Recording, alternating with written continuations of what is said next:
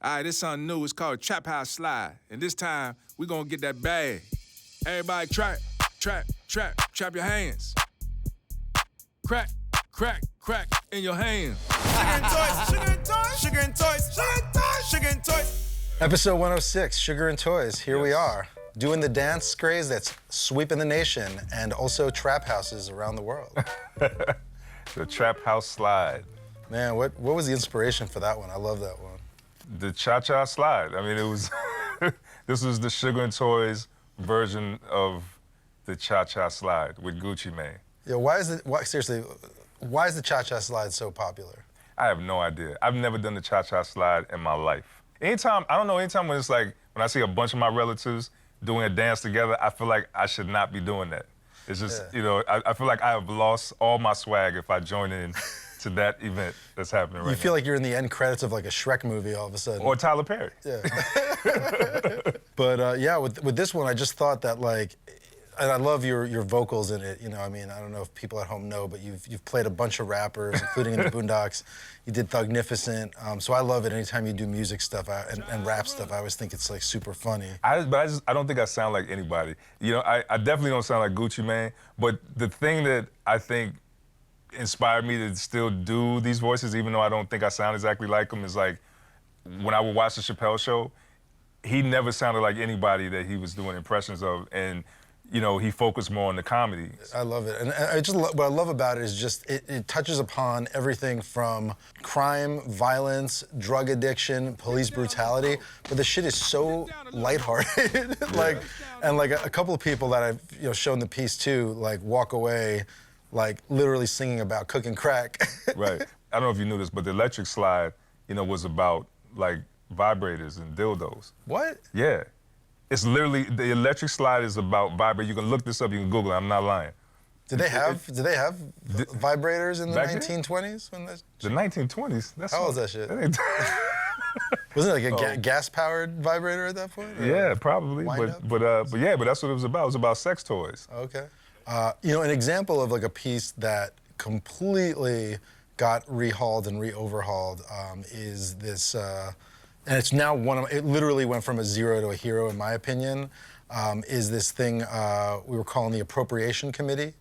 Where it's a boardroom meeting in an undisclosed location of crew of white people pulling the strings from behind the scenes, figuring out what trend to cultural appropriate next. Now what you need to be focused on is how we gonna get this N-word back. Still working on it, sir. Oh, you think that's hard? Try getting the black struggle added as a flavor at Ben & Jerry's. Just the insensitivity or how greedy corporate America could be and how dismissive of the underlying cultural stuff is, like where you could see the way you played that character. It was all about like, what else you got? What else you got? Right. Like he's this kind of fast-talking business guy, but he's throwing out all this kind of like low-key racist, like, terminology and not even really, like where you get sometimes the people making the decisions at the top don't even understand the product that they're basically selling. Right. And so like your version of that guy just felt like a great parody of that sort of phenomenon.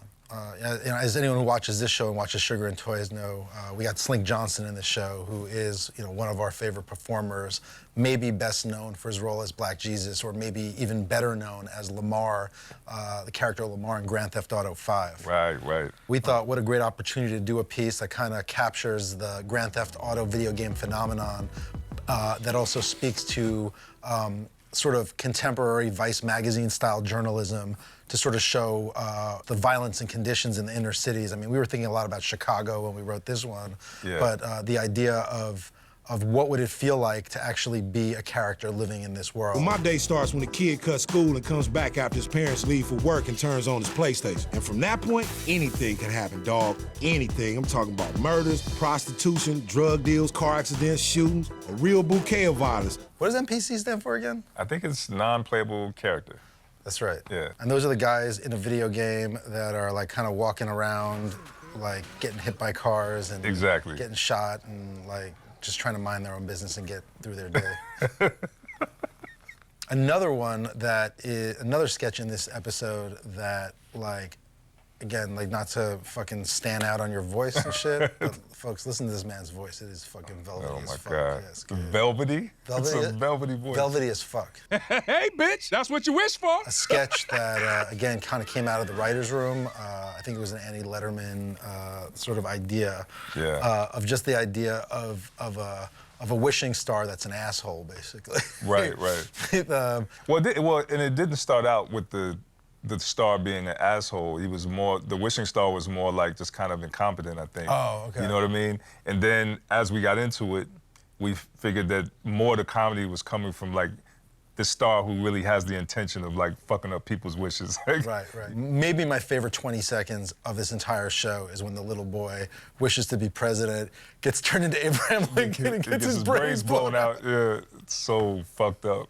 One of the most ratchet things in the entire run of the show, and really in the run of any show ever, is the phenomenon that is love and hip hop.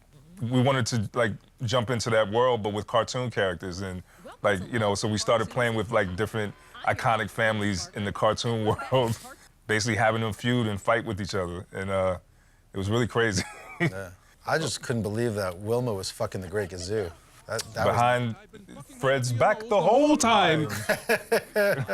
So we had this other sketch where we wanted to like talk about the Stans phenomenon, you know, just like rabid, crazy fans. Yeah, and this is probably one of the weirdest sketches we ever did, because we like cross-pollinated all of these things that probably should never be together, like the Warriors, My Little Ponies, and Twitter beef. And Twitter beef, yeah. And we like mixed it in a pot, and this is what we came up with. You know, I mean, other than just like kind of poking fun at how ridiculous like some of these fans can take their love for these artists, it was really just about like, you know, it was really kind of a fun, silly way to look at that world. And especially like with Beyonce's fans, like you do not fuck with the Beehive. Like that's like they are like the deadliest fans to fuck with. You know what I'm saying? And so, you know, of course they would be like the head stands in the cartoon. And yeah, it was pretty fun. We have our one and only sketch en español. Yes. Telenovela playset. This idea actually, this was your idea, right? Originally, yeah. And what inspired that? I can't remember. I know. Well, I grew up. You know, I grew up in a household. My parents are Cuban immigrants, so we had Channel 47 in New York was like a UHF channel that we always had like shows like Que Pasa USA and like all these other like crazy like it's almost like the Spanish language Full House of the 1980s basically. But then also like the telenovela, which is like the Spanish language soap opera, which are known to like take soap operas which are already fucking nuts, right, and like just take it through the stratosphere. So it just felt fun, and I know that part of Fuse's mission is doing Latino representation and content. So we thought like the most batshit crazy version of that would be like, what if you did a commercial that was girls playing with Barbies that were authentically in the voice of a Spanish language soap opera. And then the little girls that we casted, I mean, they were really, really awesome. I mean, honestly, like, I would say 40% of that sketch was as successful as it was because, because of their performance. Like, they really, really got into it. And they pushed the drama and they understood the joke, which is, always a concern when you're working with kids, like, but they got it and it shows in the piece. So like, it was fun working with them. Really, really, really enjoyed working on this one. Oh, one thing I should mention actually in this episode, because I bet you, and I'm wondering if people at home watching this had this experience, is this episode Kyle was dealing with Siri and Alexa kind of going toe-to-toe with each other. I wonder how many people watching at home while this episode went off had their like Siri going, "Can I help you with something?" Because I know that like I've heard that when I was watching Rough Cuts at home, sometimes my Alexa would get triggered by the show, and so I had to like literally unplug my Alexa while we were going through the Rough Cuts, so people's shit at home was probably chirping like crazy. So sorry about that.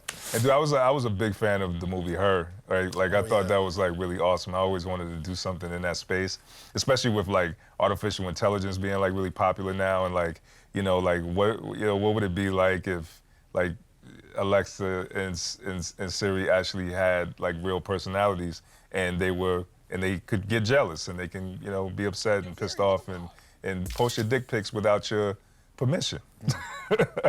If no other takeaway from episode 6, put firewall around your dick pic. There you go. Unplug your Alexa.